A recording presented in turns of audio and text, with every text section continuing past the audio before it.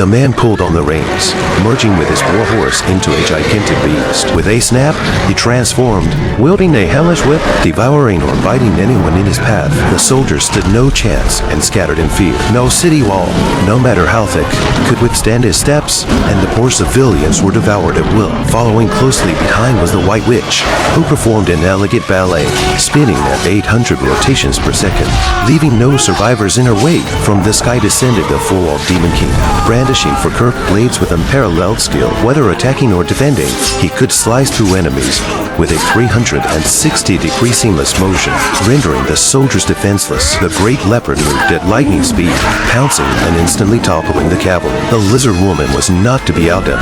She leapt effortlessly, traversing walls, locking onto her prey, and then swiftly descending into the fleeing crowd to slaughter mercilessly. All these powerful monsters obeyed one woman, Dark Queen.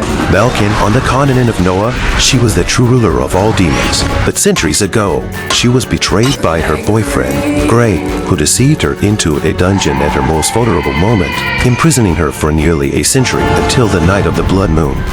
Malkin's magic gradually restored, she transformed into a giant dragon and instantly broke through the dungeon where she had been sealed for years. Her first act upon escaping was to seek revenge on the treacherous man. By now, the treacherous man had become a renowned demon-slaying hero.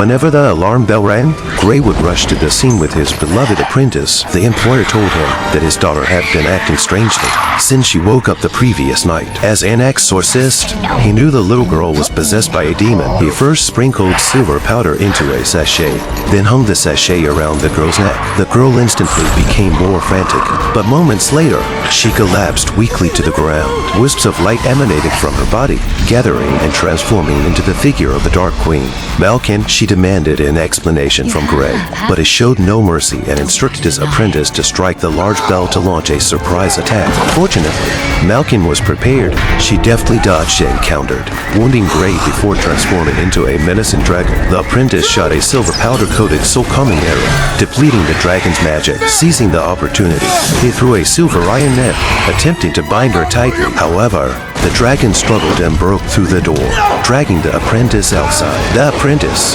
refusing to let go, used all his strength to prove his abilities to his master. Seeing his apprentice about to be dragged away by the dragon, Gray immediately rushed to help. The two of them held tightly onto the iron chain, pulling it back with all their strength. Under the constraint of the silver net, the dragon gradually weakened and finally collapsed to the ground, transforming back into human form. Together, master and apprentice managed to lock the Dark Queen into a titanium-crafted mechanical iron cage. Just as the cage closed, an unexpected event occurred. The apprentice was pulled inside by the Dark Queen's stainless steel tail. In less than 3 seconds, the apprentice was drained of all his energy. Witnessing this cruel scene, Gray was devastated, turning his sorrow into strength. He acted with vengeance, setting the iron cage on fire and cremating his first love in the flames. He thought he had successfully eliminated the she-devil, but to his dismay, the mature demoness transformed into a dragon once more, breaking out of the cage and flying off into the distance. Gray could only watch helplessly as she escaped, vowing to find her lair and eradicate all dark creatures.